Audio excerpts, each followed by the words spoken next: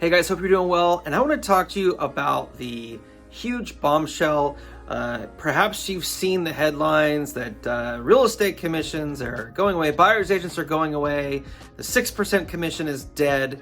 What is all this? The National Association of Realtors, as well as some of the other major large real estate companies, RE/MAX included, just settled a huge antitrust lawsuit.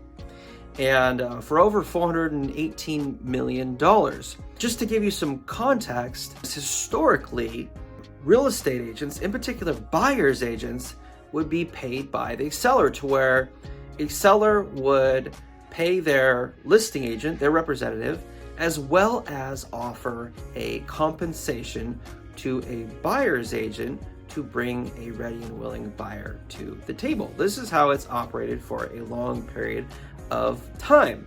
And a group in Kansas City, in Missouri, of attorneys essentially argued that, for one, this didn't allow buyers to be able to negotiate with their own agent as to how their own agent got paid, what their own agent got paid, and it created this sort of lack of transparency. So even if the buyer thought that their agent didn't do a great job, their agent still got paid X, even though that buyer never paid that agent. So there was just this inability for the buyer to be able to really determine and negotiate what their own representative was paid.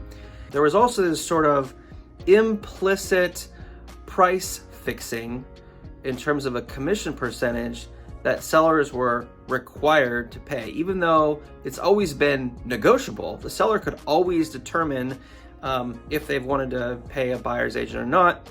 Because this was listed publicly, that sellers felt obligated to offer a fixed percentage of their net proceeds to a buyer's agent. So things that came out of this lawsuit were that the National Association of Realtors proposed a few different things. Number one is that all buyers are going to be required to enter into a buyer's agency agreement with their agent prior to offering any services, and actually prior to even showing a home. Now, this was already implemented in Washington State as of January 1 of this year. The language is a little bit different as to what the NAR language is, but essentially it's the same thing. If a buyer's agent is providing services to a buyer in Washington State, there needs to be a contract between those two parties. The other thing is that there's a decoupling of commissions in a listing agreement, whereas prior to this, there was a total commission in the contracts, and then a portion of that commission would be often offered to a buyer's agent. That is completely decoupled, and Washington State was far ahead of this. This has been the case for over a year now. And then lastly, sort of the bombshell in all of this is that they are saying, and I think this would go into effect. Now, keep in mind that this lawsuit, even though it's been settled, it has not been approved by the courts yet. And the Department of Justice may have their say in this, and so it's not yet a done deal. But assuming that it is, the last thing that I was going to say is that they are going to remove all selling office compensation from the MLSs. And it was initially sort of implied that, well, you can, offer commissions on another website. It still remains to be seen if and how a seller or listing agent will be able to post a buyer's agent's offering commission anywhere. And it's not clear as to what that's going to look like. But the Department of Justice is really trying to ensure that there's no real one place that people can go, or that agents can go, to see if a commission is offered to them as buyer's agents. Now, a seller certainly can still offer a buyer's agent commission, whether that be last year to next year. None of that changes.